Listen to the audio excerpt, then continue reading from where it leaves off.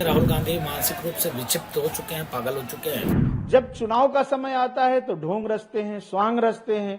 जिस तरह से वो कर्म करते हैं उसी तरह का वो दूसरों के विषय में सोचते भी हैं। अन्य धर्म के विषय में ऐसा वो नहीं बोले हैं, कभी बोल भी नहीं सकते हैं। राहुल गांधी कोई विपक्ष के नेता कभी बोल नहीं सकते हैं। ये उनकी अपनी संकीर्ण मानसिकता है।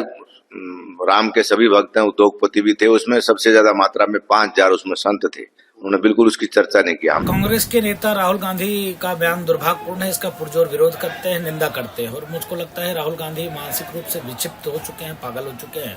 उनको पागल खाने में भर्ती होना चाहिए। 500 वर्ष के संघर्ष के बाद लाखों राम भक्तों ने प्राणों की आहुति दिया, त्याग किया, तपस्या किया, संघर्ष किया, डे टू डे सुनवाई हुआ।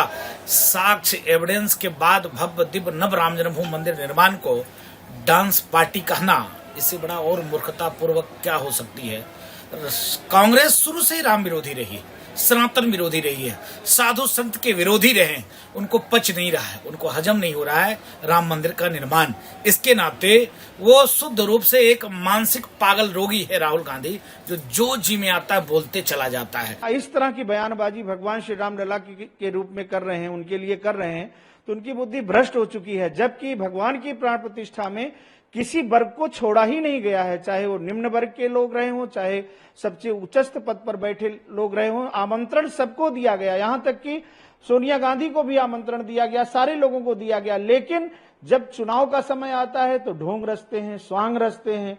जिस तरह से वो कर्म करते हैं उसी तरह का वो दूसरों के विषय में सोचते भी हैं। अभी जब चुनाव आया था तो सोमनाथ जाकर के जनेऊ पहन करके, तिलक लगा करके भगवान की पूजा करना, भगवान का अर्चन करना, दिखावा करना, तो निश्चित रूप से राहुल गांधी की मन स्थिति यही है कि वो अपने निज स्वार्थ के लिए भगवान को भी याद करते हैं। और जब चुनाव खत्म हो जाता है तो उन्हीं भगवान के विषय में इस तरह की बात करते हैं। तो निश्चित रूप से हमारे देश का दुर्भाग्य है कि जो हमारे देश में इस तरह का नेता कांग्रेस पार्टी का है, जो पूरा आला कमान उनके हाथ में है।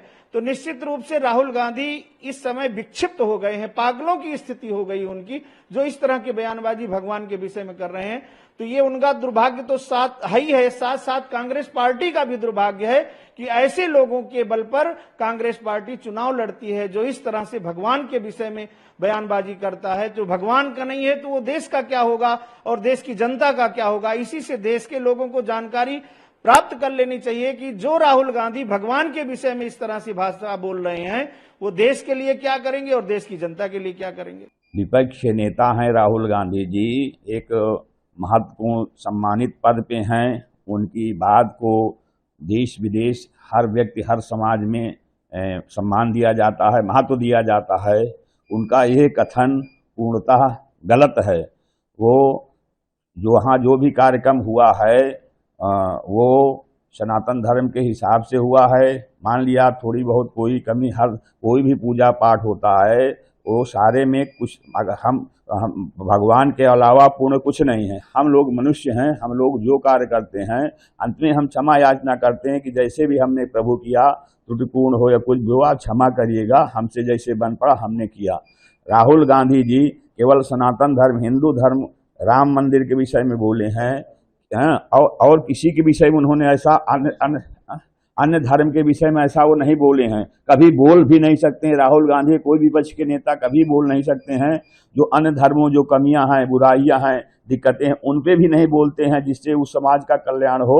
और जो उन्होंने कहा कि किसान नहीं आए हैं, कैसे उन्होंने मान लिया किसान नहीं आए हैं? पूरे देश की लाखों लाख पब्लिक भक्त वहां पहुंचे हैं, तो ये तो हो ही नहीं सकता उसमें किसान नहीं है। वो दूर से कैसे समझ लिए कि उसमें किसान नहीं है? उसमें सनातन हिंदू धर्म के सारे वर्ग के सारे लोग थे और यहाँ तक कि अदर धर्म के भी लोग थे जो भारत में निवास करते हैं, भारतीय संस्कृति को मानते हैं, राम मंदिर को जो मानते हैं कि श्री राम से ही भारतवर्ष है और श्री राम ही भारतीय संस्कृति के जनक हैं और श्री राम से ही पूरे विश्व है।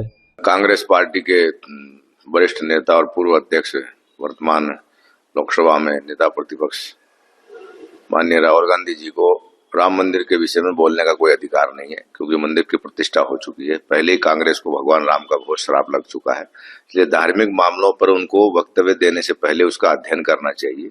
तो जिस प्रकार की भाषा वो चुनाव में बोल रहे हैं, इसमें चुनाव में कोई लाभ नहीं होने वाला है। और मेरा ये आग्रह रहेगा, भारतीय जनता पार्टी हो, समाजवादी पार्टी हो या कांग्रेस हो, इन तीनों को ही अब राम मंदिर के विषय में बोलना नहीं चाहिए। देश में सांप्रदायिक सौहार्द बना रहे, इसको बिगाड़ने की कोशिश नहीं करनी चाहिए। भगवान राम की प्रतिष्ठा हो गई, 500 साल का जो संघर्ष था वो पूरा हो चुका है। राहुल गांधी जी को याद रखना चाहिए, उनके पिताश्री के द्वारा ही, जो स्वर्गीय राजीव गांधी जी प्रधानमंत्री रहे देश के, उनके द्वारा ही बाबरी मस्जिद का ताला खोला गया, उनके द्वारा सर्वप्रथम 89 में पूजन कराया। और चुनाव की जो प्रारंभ थी, 89 का जो चुनाव था, अयोध्या से उन्होंने प्रारंभ किया था, लेकिन दैवयोग था, वो समय ज्यादा लंबा नहीं रहा उनका। तो कांग्रेस को अपने इतिहास में झांकना चाहिए, राहुल गांधी जी को ऐसे बयान देने से बचना चाहिए। और राम मंदिर, क्योंकि भावना और आस्था का प्रश्न है, ये राजनीति का विषय नहीं है। और वर्तमान में जो 2-3 स्टेटों में चुनाव हो रहा है, वहां अगर वो इस प्रकार की भाषा का प्रयोग कर रहे हैं तो ये गलत है, मैं इसकी निंदा करता हूँ। उन्होंने कहा कि उद्योगपति शामिल थे, एक भी किसान शामिल नहीं था। ये उनकी अपनी संकीर्ण मानसिकता है। राम के सभी भक्त हैं, उद्योगपति भी थे, उसमें सबसे ज्यादा मात्रा में 5000 उसमें संत थे, उन्होंने बिल्कुल उसकी चर्चा नहीं की। हम सब लोग शामिल थे, मैं स्वयं भी आगे की पंक्ति में बैठा था।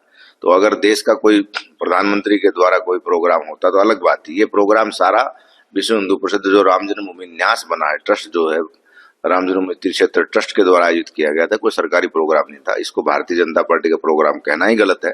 तो राहुल गांधी जी को अपने साहित्यिक ज्ञान को बढ़ाना चाहिए और ऐसे मुद्दों पर बयान देने से उनको बचना चाहिए। नमस्कार, मैं हूं मानक गुप्ता।